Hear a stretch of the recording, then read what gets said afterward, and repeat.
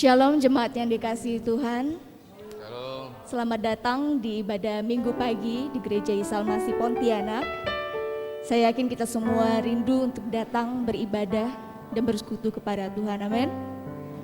Mari kita mau siapkan hati dan pikiran kita. Kita ambil saat teduh sejenak. Kita mau masuk ke hadirat Tuhan.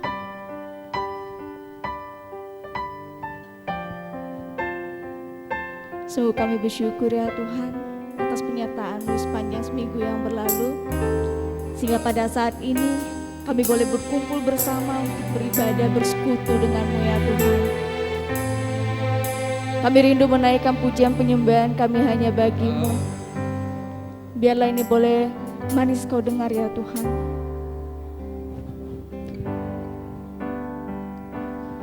Aku hendak bernyanyi bagi-Mu selama aku hidup, ya Allahku, ya Allahku.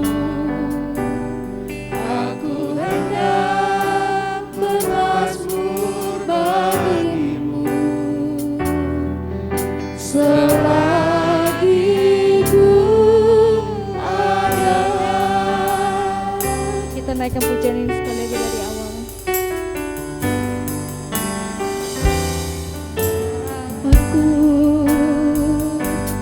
Aku hendak bernyanyi bagi-Mu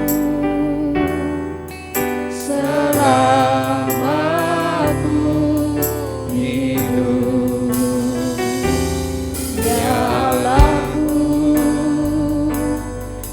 Aku hendak bermazmur bagi-Mu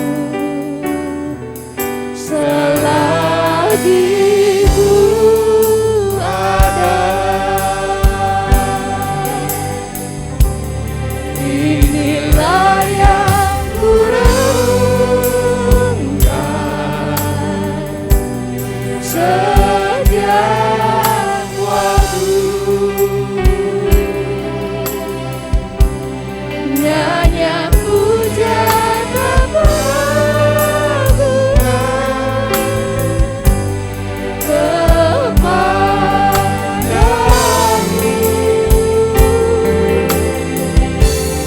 biarlah manis kedengar Tuhan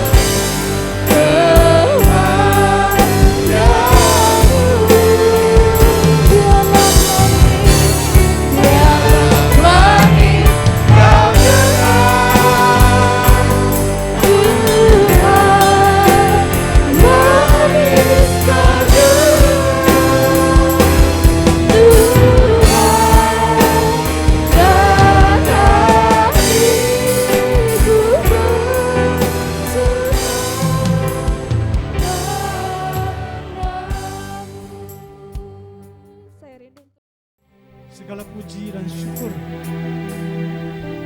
kami naikkan kepadamu Tuhan, bahwasanya untuk selama-lamanya kasih setiamu kepada kami Tuhan. Engkaulah Allah yang hidup, Allah yang berkuasa, Allah yang maha besar, yang tidak pernah meninggalkan perbuatan tanganmu bagi gerejamu, bagi umatmu Tuhan. Karena Engkau mengasihi kami Tuhan, karena Engkau peduli kepada kami Tuhan, bahkan Engkau mengerti kami Tuhan. Syukur buat kasih-Mu Bapa, syukur buat kasih-Mu Yesus, syukur buat penghiburan Roh Kudus yang selalu ada menyertai kami, mendampingi hari-hari kami Tuhan. Terima kasih Bapa, terima kasih Tuhan. Syukur bahwa kami adalah umat tebusan Tuhan, orang-orang yang berhak menerima janji-janji berkat Tuhan. Sebab kami adalah keturunan Abraham yang berhak menerima berkat-berkat Tuhan lewat Tuhan Yesus Kristus yang telah mati dan bangkit bagi kami, yang telah memberikan kemenangan kepada kami Tuhan. Dan kami percaya yang baik, yang sempurna datang dari Tuhan, dan Engkau telah memberikan itu kepada kami Tuhan, berkat saat kami dalam dunia ini, terlebih lagi keselamatan jaminan hidup kekal selama-lamanya. Syukur bagi-Mu Tuhan. Di hari ini kiranya Tuhan hadir bersama dengan kami. Kami perlu Engkau Tuhan, bahwa sesungguhnya pertolongan kita datangnya dari Tuhan. Dialah yang telah menjadikan langit, bumi serta segala isinya. Allah yang setia, dan kesetiaan Tuhan tidak pernah meninggalkan kami. Turunlah kiranya kasih dari Allah Bapa, anugerah kemurahan dari Tuhan Yesus Kristus, berkat yang baik dan sempurna dicurahkan bagi kami jemaat Tuhan yang ibadah pada pagi hari ini, dan juga melayani Tuhan, memberi yang terbaik bagi nama Tuhan. Haleluya, kami terima berkat-Mu Tuhan. Haleluya, amin. Beri kemuliaan yang paling mulia. Mari kita mau sama-sama bersuka-cita di hadapan Tuhan. Kita mau masuk ke hadirat-Nya dengan nyanyian penuh syukur kita, karena kasih-Nya dalam hidup kita yang selalu baru di setiap paginya. Mari masuk gerbang-Nya dengan hati bersyukur. Halaman-Nya dengan pujian. Kita mau menyembah-Nya dengan nyanyian kita, dengan nyanyian syukur. Hadirat-Nya penuh sukacita. Sebab Tuhan Dia baik, sebab Tuhan Dia baik, karena anugerah-Nya kekal selama-lamanya. Amin.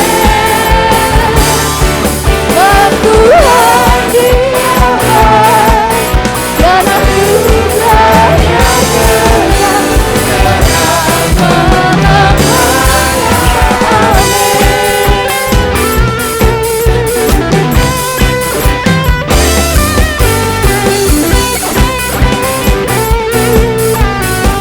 Kita naikkan pujiannya sekali lagi dari awal. Mari masuk gerbang-Nya dengan hati bersyukur. Halaman-Nya dengan pujian. Penuhi baik-Nya dengan nyanyian syukur. Hadirat-Nya penuh sukacita. Angkat jempolnya ke atas. Sebab Tuhan Dia baik, amin, dan anugerah-Nya kekal selama-lamanya. Amin. Sebab Tuhan Dia baik, dan anugerah-Nya kekal selama-lamanya. Amin. Sekali lagi kita ke atas. Sebab Tuhan Dia baik.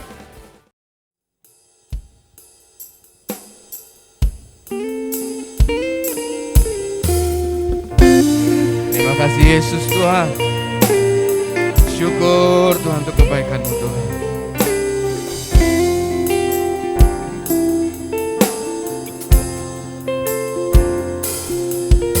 Engkau Tuhan yang setia,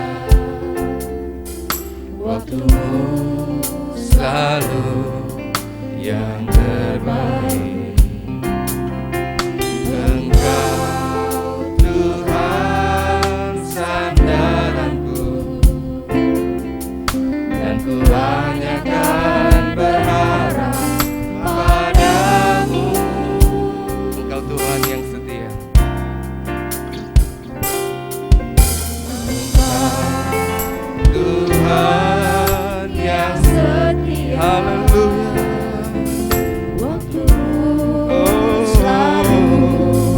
Yang terbaik. Engkau Tuhan sandaranku, dan ku hanya akan berharap padamu. Satu-satunya Tuhan, satu-satunya yang ku andalkan, satu-satunya yang ku percaya. Engkau sumber kekuatan, sumber pengharapan, sumber kedamaian. Satu-satunya Kau Tuhan, satu-satunya yang ku andalkan, satu-satunya yang ku percaya. Engkau Tuhan memberkati, Engkau Tuhan memberkati. Engkau penyembuhku Tuhan, Engkau pemulihku. Haleluya. Oh terima kasih Tuhan. Engkau Tuhan yang setia, waktu-Mu Tuhan selalu yang terbaik. Terima kasih Yesus Tuhan. Engkau sandaran Tuhan, Tuhan sandaranku, dan ku hanya akan berharap padamu. Katakan satu-satunya Kau Tuhan. Satu-satunya. Terima kasih Yesus. Syukur. Satu-satunya yang ku percaya. Engkau sumber kekuatan, sumber pengharapan, sumber kedamaian. Terima kasih Tuhan. Satunya yang andalkan, satu-satunya yang percaya. Engkau Tuhan memberkati, Tuhan penyembuh. Mari kita sama-sama bangkit berdiri.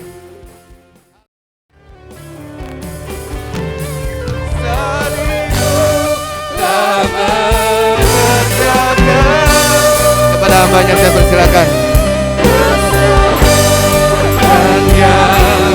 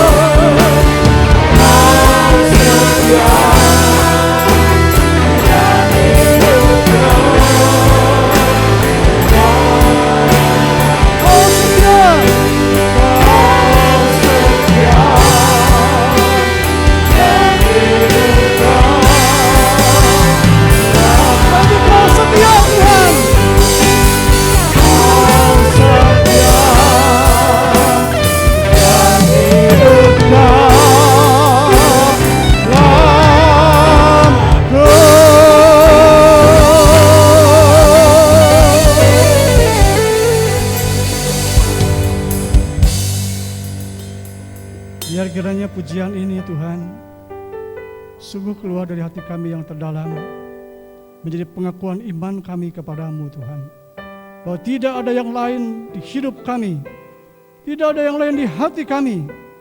Yesuslah satu-satunya sumber pertolongan, juru selamat. Engkaulah segala-galanya yang terindah di dalam hidup kami dan hati kami Tuhan. Sebentar kami akan merenungkan firman-Mu. Tuhan, Kau menolong kami, Roh Kudus bekerja di antara kami. Singkapkanlah apa yang menjadi isi hati pikiran Tuhan. Singkapkanlah kebenaran firman-Mu Tuhan. Jamalah hati kami, biarlah kami terbuka di hadapan Tuhan, untuk mau diubahkan oleh Tuhan, untuk mau diingatkan oleh Tuhan, bahkan mungkin ditegur oleh firman-Mu Tuhan, karena Engkau mengasihi kami Tuhan. Terima kasih Bapak, persiapkan hati kami semua. Setelah firman-Mu, kami akan masuk lebih dalam, lebih jauh untuk menerima berkat Tuhan, dipersekutukan dengan tubuh dan darah Kristus lewat perjamuan yang kudus. Terpujilah Engkau Tuhan, dari sekarang sampai selama-lamanya. Dalam nama Tuhan Yesus kami berdoa, kami mengucap syukur yang percaya bersama-sama. Amin. Silakan duduk kembali. Shalom Bapak Ibu. Saya tentu selalu mendoakan kami para hamba Tuhan ya, rohaniwan, tentu kami semua ketua majelis selalu mendoakan bagi gereja, bagi jemaat semua di masa-masa sulit, di masa-masa banyak pergumulan. Kiranya kuasa Tuhan menyertai, ada pemeliharaan Tuhan yang sempurna di dalam kehidupan jemaat dan kita semua. Amin Bapak Ibu. Terima kasih kesempatan baik pagi hari ini. Saya mengajak kita sekalian untuk membaca firman Tuhan yang terambil di dalam surat Petrus yang pertama, atau Petrus 1 ayat 13 sampai dengan 25. Saya tidak akan baca semua ya. Saya bacakan ayat 13 sampai dengan 16 ya. Silakan Bapak Ibu yang bawa kitab atau di handphone juga silakan. Tapi saya sudah siapkan juga di PowerPoint ya. Petrus 1 ayat 13 sampai dengan 16. Demikian firman Tuhan. Sebab itu siapkanlah akal budimu, pikiranmu ya. Waspadalah dan letakkanlah pengharapanmu seluruhnya atas kasih karunia yang dianugerahkan kepadamu pada waktu penyataan Yesus Kristus. Ayat 14, hiduplah sebagai anak-anak yang taat, dan jangan turuti hawa nafsu yang menguasai kamu pada waktu kebodohanmu. Tetapi hendaklah kamu menjadi kudus di dalam seluruh hidupmu, sama seperti Dia yang kudus, yang telah memanggil kamu. Sebab ada tertulis, kuduslah kamu sebab aku kudus. Saya baca ulang ayat 15 loh ya. Tetapi hendaklah kamu menjadi kudus di dalam seluruh hidupmu, sama seperti Dia yang kudus, yang telah memanggil kamu ya. Tuhan memanggil kita ya. Tuhan memanggil orang percaya. Sebab ada tertulis, kuduslah kamu sebab aku kudus. Saya beri tema firman Tuhan pagi hari ini adalah panggilan untuk hidup kudus. Mungkin kita jarang sekali bicara tentang kekudusan atau kudus. Lalu Alkitab banyak mencatat, menulis kata-kata kudus banyak sekali. Apa yang sudah kita baca itu salah satu. Ya, jadi pagi hari ini saya mengajak kita sekalian untuk melihat, untuk mengingat kembali apa itu kudus. Mengapa kita harus hidup menjaga kekudusan? Bagaimana hidup kudus atau menjaga kekudusan hidup di tengah-tengah dunia yang sudah cemar hari-hari ini, saudaraku. Bapak Ibu yang dikasihi oleh Tuhan, mari kita tinggalkan sejenak segala problematika atau segala pergumulan hidup saudara, segala apa yang terjadi di dunia ini, hiruk pikuk di dunia ini, saudaraku. Mari kita sesaat lupakan dulu, ya, untuk kita fokus mendengar sabda firman Tuhan. Bapak Ibu yang dikasihi oleh Tuhan, sejak manusia pertama jatuh dalam dosa, kita semua tahu. Ya kan? Sejak itulah Tuhan menabuh genderang perang. Saudara ingat? Pernah saya sampaikan ini, saudaraku. Sejak manusia jatuh dalam dosa, sejak itulah Tuhan menabuh genderang perang. Ya. Maka dikatakan hari-hari ini adalah hari-hari yang jahat. Peperangan kita bukan melawan darah dan daging, bukan melawan penghulu-penghulu di udara, bukan melawan darah dan daging, tapi melawan penghulu-penghulu di udara.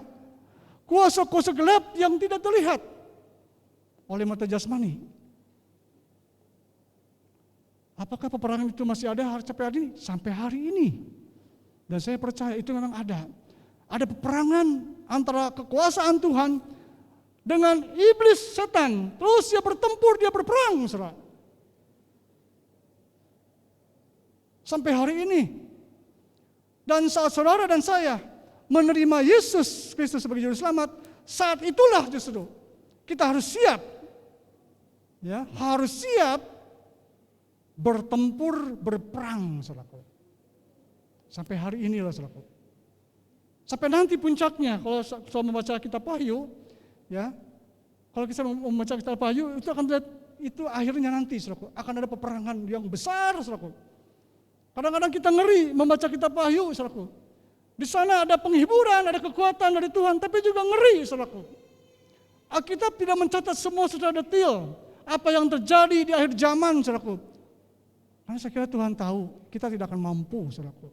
Mungkin kita tidak berani, saudaraku. Dan memang akan ada peperangan, pertempuran yang besar, kata kitab Wahyu, saudaraku. Wah, luar biasa, saudaraku. Nah, dengan begitu, saudaraku, kita diingatkan saat ini kita ada di dalam dunia yang telah cemar karena dosa. Karena itulah seharusnya itu menyadarkan kita sebagai anak-anak Tuhan. Bukan saatnya lagi kita ada di tengah-tengah, saudaraku. Ya, bukan saatnya lagi kita ada di tengah-tengah. Tapi fokus kepada Tuhan. Ya, fokus kepada Tuhan. Wahyu 22 ayat 11 yang terakhir dikatakan di sana, yang kudus biarlah terus menguduskan dirinya, yang cemar biarlah terus mencemarkan dirinya, saudaraku. Dan hari-hari ini betul-betul, saudaraku, tidak mudah bagi kita gereja Tuhan, orang percaya, hidup di zaman hari-hari ini, saudaraku. So, perhatikan semua, saudara.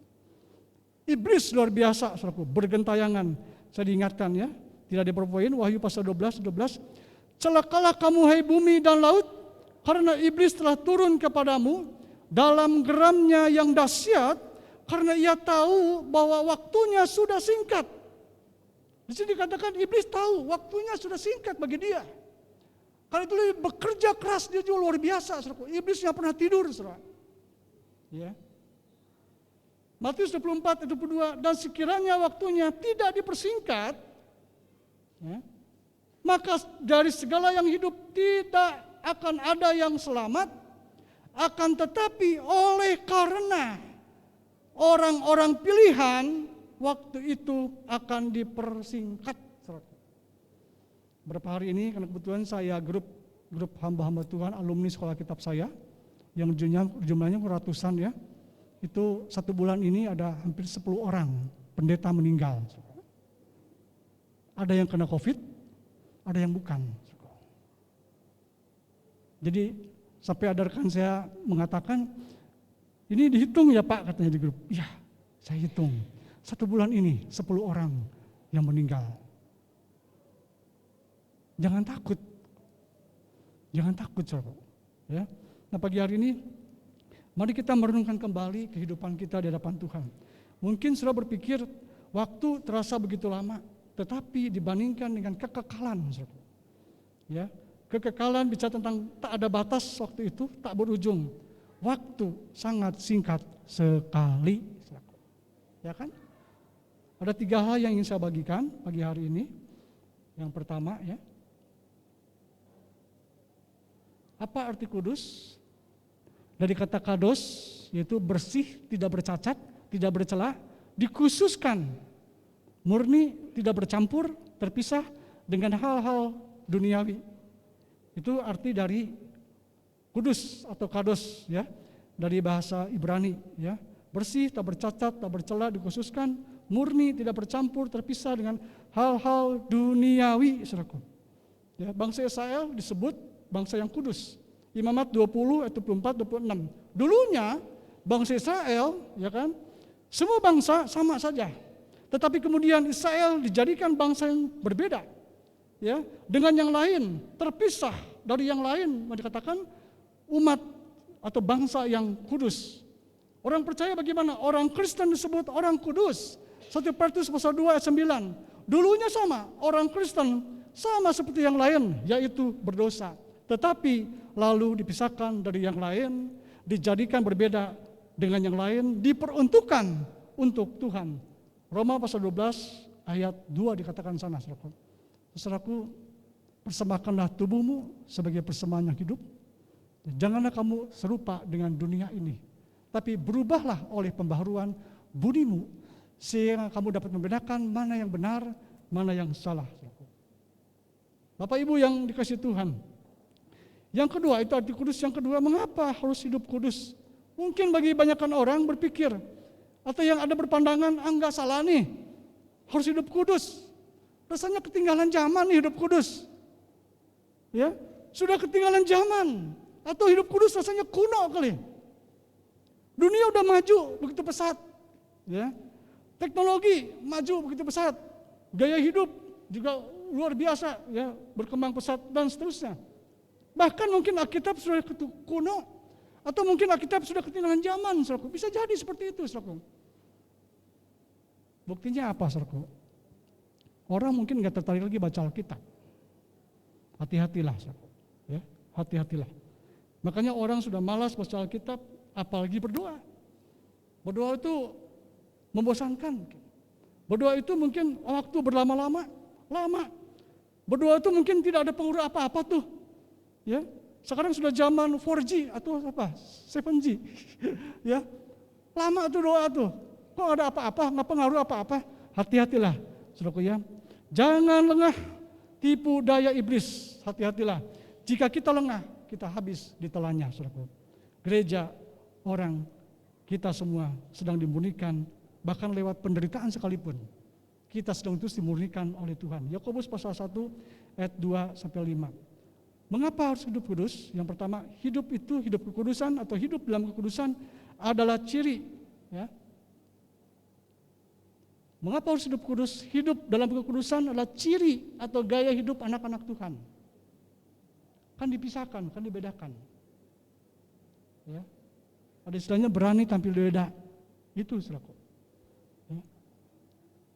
Dikatakan Petrus sebelum menjelaskan masalah hidup kudus, dia memulai dengan pikiran. Maka di ayat 13 dikatakan di sana, ayat 13 ya dikatakan di sana, sebab itu siapkanlah akal budimu. Mulai dengan pikiran, saudaraku. Ketika Adam dan Hawa jatuh dalam dosa, dia melihat, dia berpikir, saudaraku. Waduh bagus ya, indah ya, buah ini ya. Dia tertarik, saudaraku. Pikiran punya peranan penting di sini, saudaraku. Makanya Petrus menekankan di sini, sebab itu siapkanlah akal budimu, saudaraku. Ya, di terjemahan lain berkata, karena itu sabukilah pinggang dari pikiranmu, saudaraku. Saya mengutip dari King James Version ya. Wherefore gird up the loins of your mind. Pikiran. Ditekankan pikiran punya peranan penting. Ya, karena itu sabukilah, ikatlah. Ya. Sabukilah pinggang dari pikiranmu, saudaraku. Diikat, jangan sampai kemana-mana pikiran, kira-kira gitu, saudaraku. Orang timur kan biasa pakai baju yang longgar gitu ya. Itulah fungsinya ikat pinggang, tali untuk mengikat. Saudara mungkin pakai celana atau ibu pakai rok, pakai ikat, pakai gesper supaya nggak melorot. Ketika saya beraktivitas itu saya pakai itu supaya aktivitasnya lebih cepat. Ya. Bicara aktivitas pikiran kita, saudaraku. Nah, Bapak Ibu yang dikasihi oleh Tuhan, Petrus menggambarkan sebagai pinggang yang harus disabuki. Ya. Dalam ayat ini penyabukan pinggang ditujukan pada pikiran, Jadi artinya pikiran harus ada dalam keadaan selalu ready, siap untuk melakukan kewajiban tanggung jawab kita untuk menahan serangan kuasa iblis, menahan pencobaan, menahan ujian, saudaraku. Ada buku yang ditulis oleh Joyce Meyer kalau saya tidak salah ya. Pikiran adalah medan peperangan, katanya. Ya, pikiran adalah medan peperangan, saudaraku. Coba kita renungkan. Semua memang ada di pikiran kita. Serta melakukan yang baik dan benar, buruk dan jahat kan di pikiran kita. Betul saudara ya? Pikiran memegang peranan penting, saudaraku. Karena itu Petrus mengatakan, ikatlah pikiran itu. Ya. Apa yang menyebabkan pikiran tidak siap? Saya mengutip dari Calvin, Yohanes Calvin, saudara ya. Pikiran kita dipenuhi oleh hal duniawi dan kekhawatiran. Dan menyebabkan kita tidak siap.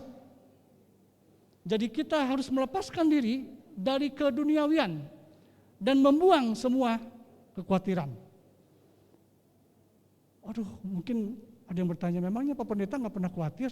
Bisa muncul kekhawatiran, saya juga manusia. Tapi saya memilih untuk tidak khawatir. Dan keputusan adalah kembali kepada kita. Selama khawatir atau tidak, itu kembali kepada kita. Selama melakukan yang baik dan buruk, kembali kepada kita. Ya kan, kita kan bukan robot. Tuhan berikan akal budi, ada pikiran. Apalagi kita sudah ciptaan baru di dalam Tuhan. Ya, sudah ciptaan baru di dalam Tuhan. Memang benar, saudaraku, kematian Tuhan Yesus di kayu salib sudah membenarkan kita, menguduskan kita, menyelamatkan kita, sudah menjamin kita yang percaya beriman masuk surga, saudaraku. Tapi Bapak Ibu sekalian, kita masih ada di dalam dunia, bukan di surga loh, saudara.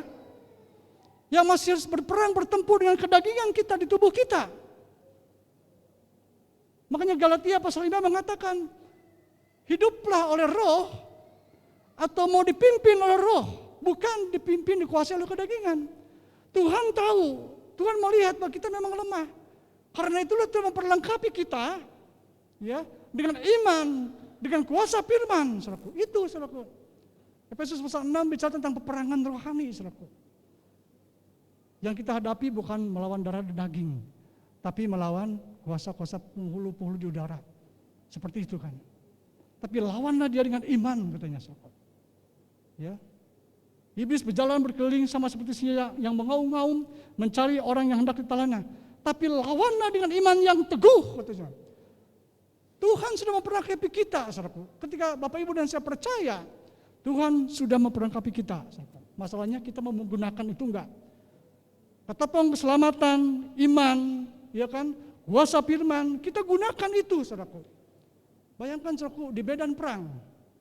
Katakanlah ini sedang perang nih ya, ada peperangan. Pilihannya kan dua, saudara dipanah oleh musuh atau ditembak oleh musuh, kalah, atau saudara mengalahkan musuh, atau saudara menembak musuh. Itu kan pilihan di tangan kita. Kita harus berjaga-jaga dan waspada. Nah, Bapak Ibu yang dikasihi Tuhan, maka dikatakan dalam Kolose pasal 3 ya, saya lihat ya. Karena itu kalau kamu dibangkitkan bersama dengan Kristus, carilah perkara yang di atas, di mana Kristus ada. Pikiran kita fokus di sana, ada Kristus. Duduk di sebelah kanan Allah. Yang kedua, pikirkanlah perkara yang di atas, bukan yang di bumi. Yang ketiga, sebab kamu telah mati dan hidupmu tersembunyi bersama dengan Kristus di dalam Allah. Ya, pikirkanlah perkara yang di atas, bukan yang di bumi. Coba bilang, saudaraku, pikirkanlah. Coba katakan, saudara, pikirkanlah.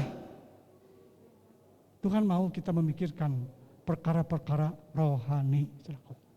Hidupnya harus seimbang memang, saudaraku. Harus seimbang. Ya, hidup tidak melulu bicara tentang hal duniawi atau bicara tentang materi, ekonomi, juga bicara hal-hal yang rohani, saudaraku. Bapak Ibu yang dikasihi Tuhan, tidak ada kekuatan yang lain yang mampu menghadang hal-hal duniawi dan kekhawatiran hanya dengan disiplin rohani. Mungkin bagi kita, mendengar kata disiplin rasanya, berat nih saudaraku. Tapi firman Tuhan berkata, perintah-perintahku tidak berat katanya. Mau atau tidak kita aja kembali kepada kita. Orang yang hidup dipimpin roh, dikuasai roh, dia akan taat melakukan itu saudaraku. Tapi orang yang dikuasai kedagingan, duniawi, dia akan berat melakukan itu saudaraku. Mari gunakan senjata Allah itu saudaraku. Ada kata-kata waspadalah di sana dikatakan, waspadalah ya. Artinya kuasalah dirimu, tetaplah waras dalam roh ya. Artinya harus berpikiran sehat dan tidak ada di bawah kontrol dari emosi, atau hiduplah bijaksana, kira-kira gitu saudaraku ya. Hiduplah bijaksana saudaraku. Bapak Ibu yang dikasihi Tuhan, mengapa harus hidup kudus ini? Sebab ada tertulis, kuduslah kamu sebab aku kudus. Ya, mengapa harus hidup kudus? Inilah alasannya.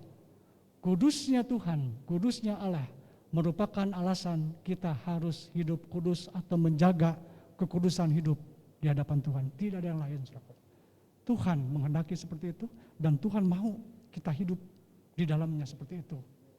Ya kan? Ibrani pasal 12-14 dikatakan, berusahalah hidup damai dengan semua orang dan kejarlah kekudusan. Sebab tanpa kekudusan tidak seorang pun akan melihat Tuhan. Tidak bisa melihat yang baik dari Tuhan. Sulit untuk mengucap syukur. Bukan kita melihat Tuhan begini fisik, tidak saudaraku. Tapi kita sulit untuk melihat kebaikan Tuhan. Semuanya rasanya jelek. Sulit kita untuk mengucap syukur. Semuanya soalnya rusak semua, jelek semua. Ya, kenapa? Karena pikiran kita dikuasai oleh roh-roh duniawi, saudaraku. Sudah tercemar, saudaraku. Bapak Ibu yang dikasihi oleh Tuhan, peristiwa Saul ingat saudara, ya, ketika Saul kemudian turun tahta lah ya, karena Daud yang menggantikan, saudaraku. Dikatakan di sana, roh Tuhan undur daripada Saul, ya. Tetapi roh Tuhan telah mundur daripada Saul dan sekarang ia diganggu oleh roh jahat yang daripada Tuhan. Ya, diganggu roh jahat. Terus memang berperang, bertempur terus saudaraku sampai hari ini saudaraku. Yang ketiga, mengapa harus hidup kudus? Ini karena kita mengasihi Tuhan. Apakah Bapak Ibu mengasihi Tuhan? Tuhan mengatakan, kasihilah Tuhan Allahmu dengan segenap hatimu, segenap kekuatanmu, segenap akal budimu. Total. Mengapa kita harus menjaga kekudusan? Karena kita sendiri sadar, Tuhan, saya mengasihi Tuhan. Saya mengasihi Tuhan, itu saudaraku. Buktinya apa? Dengan selalu mengingat dan menghargai pengorbanan yang telah Yesus lakukan di atas kayu salib, saudaraku. Kita selalu diingatkan ketika kita melihat Tuhan, melihat salib, Tuhan, pengorbananmu cukup bagiku Tuhan. Tuhan sudah tuntas mengerjakan semuanya di atas kayu salib, sempurna semuanya. Saya mengasihi Engkau Tuhan. Itu sebabnya kita terus berusaha menjaga kekudusan hidup di hadapan Tuhan, karena kita mengasihi Tuhan. Bahwa ini menunjukkan tidak ada yang bisa menebus kita dari dosa kecuali darah dan pengorbanan Tuhan Yesus. Amin saudaraku. Tidak ada yang bisa menebus kita dari dosa. Hanya dengan darah dan pengorbanan Tuhan Yesus di kayu salib. Petrus memberikan alasan lain mengapa kita atau orang Kristen, orang percaya harus menguduskan diri, yaitu karena penebusan kita dilakukan menggunakan darah, saudaraku. Darahnya mahal, saudaraku. Nggak bisa kita mempermainkan pengorbanan Tuhan Yesus. Nggak bisa kita menyia-nyiakan anugerah, kebaikan Tuhan Yesus, saudaraku. Petrus menekankan di sini salib, ya, kebangkitan dari kematian, atau di sini bicara tentang Injil, saudara.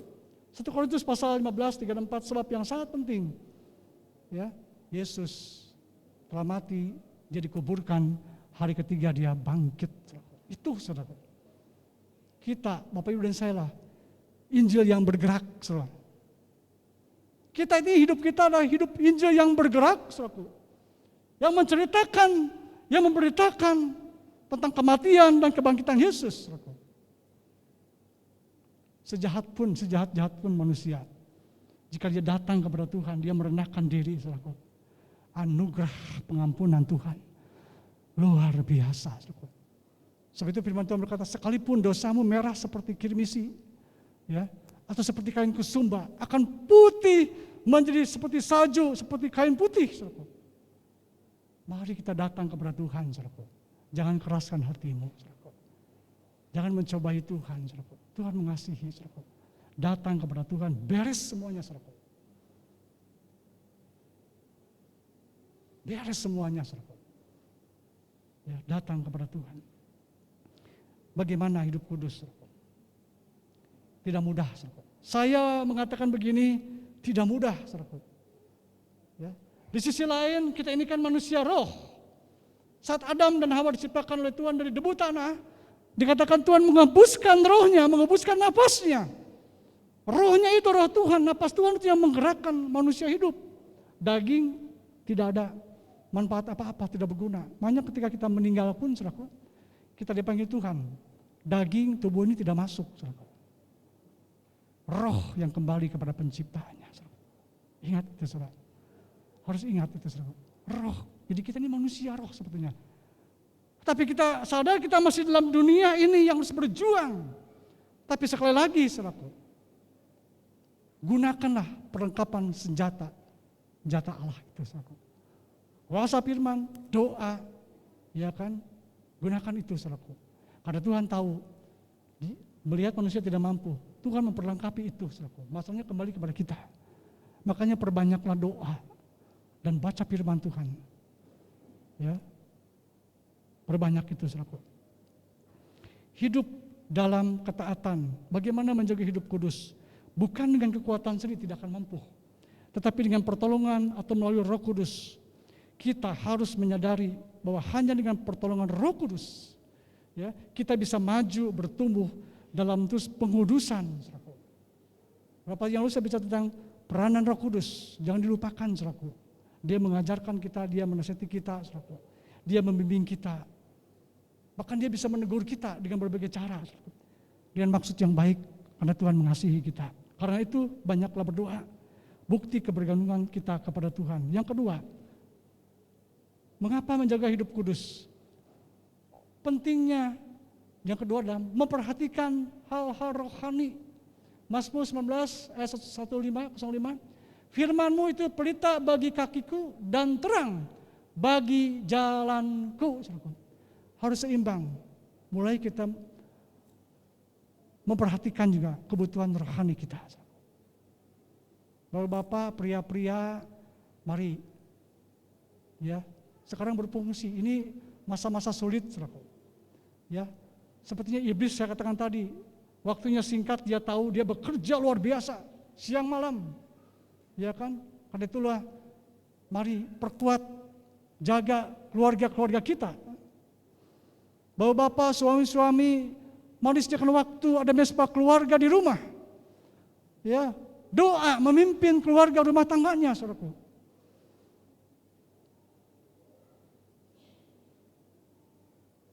Supaya kita kuat, terpelihara, saudaraku. Ya, sampai akhirnya, saudaraku.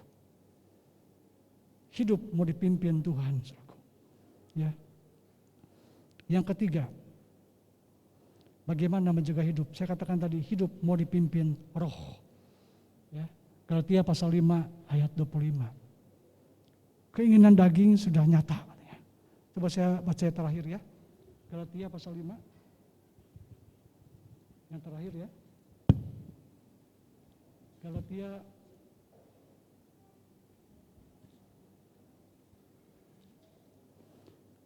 maksudku ialah hiduplah oleh roh, maka kamu tidak akan menuruti keinginan daging. Sebab keinginan daging berlawanan dengan keinginan roh, dan keinginan roh berlawanan dengan keinginan daging.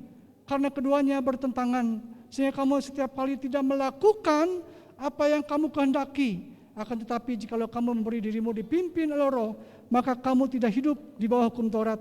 Perbuatan daging telah nyata, percabulan, kecemaran, hawa nafsu, penyembahan berhala, sihir, perseteruan, perselisihan, iri hati, amarah, kepentingan diri sendiri, percederaan, roh pemecah, kedengkian, kemabukan, pesta pora, dan sebagainya. Terhadap semuanya itu, kuperingatkan kamu seperti yang telah kubuat dahulu, bahwa barang siapa melakukan hal yang demikian, ia tidak akan mendapat bagian dalam kerajaan Allah. Tetapi buah roh ialah kasih, sukacita, damai sejahtera, kesabaran, kemurahan, kebaikan, kesetiaan, kelemah lembutan, penguasaan diri, kontrol diri. Tidak ada hukum yang menentang hal itu. Barang siapa menjadi milik Kristus Yesus, ia telah menyalibkan daging dengan segala hawa nafsu dan keinginannya. Jikalau kita hidup oleh roh, baiklah hidup kita juga dipimpin oleh roh. Tidak ada jalan lain, saudaraku. Ini butuh ketaatan, disiplin rohani, saudaraku. Itu, saudaraku. Bapak Ibu yang dikasihi Tuhan, yang terakhir kita diingatkan, hidup cuma satu kali. Persembahkanlah hidup kita, beri yang terbaik bagi Allah. Selagi masih ada kesempatan, Tuhan anugerahnya masih luar biasa. Berikan hidup kita, ya, persembahkan hidup kita, beri yang terbaik bagi Allah.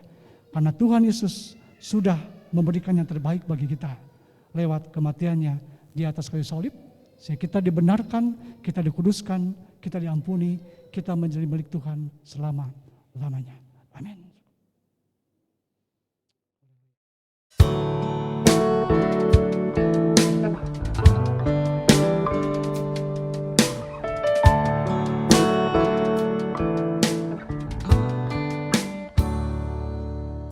Tatkala gelap mencekam. Shalom Jemaat Gia Pontianak. Setelah kita memuji, menyembah Tuhan, serta mendengarkan firman yang telah disampaikan oleh hambanya, saatnya kita akan melihat info gereja sepekan ini. Terima kasih juga kepada seluruh pelayanan mimbar di pagi hari ini. Tetap semangat melayani Tuhan kita yang agung, serta kepada hambanya yang telah melayani pada pagi hari ini. Tuhan Yesus memberkati.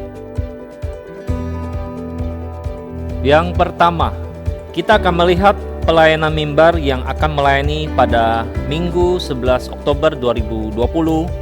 Selamat mempersiapkan pelayanan, Tuhan memberkati.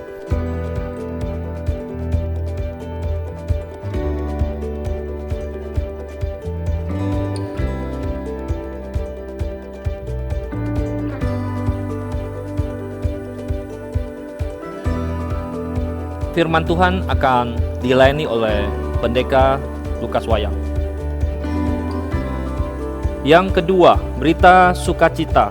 Segenap penatua dan majelis jemaat Gia Pontianak mengucapkan selamat atas kelahiran anak kedua, putra kedua, Stephen Vio Borneo pada hari Rabu 30 September 2020 dari keluarga Bapak Frankie Bionelli dan Ibu Fortunata. Tuhan Yesus memberkati. Yang ketiga, selamat ulang tahun kami ucapkan kepada jemaat yang berulang tahun di bulan Oktober, periode 4 Oktober sampai dengan 10 Oktober. Happy birthday, happy birthday, happy birthday to you.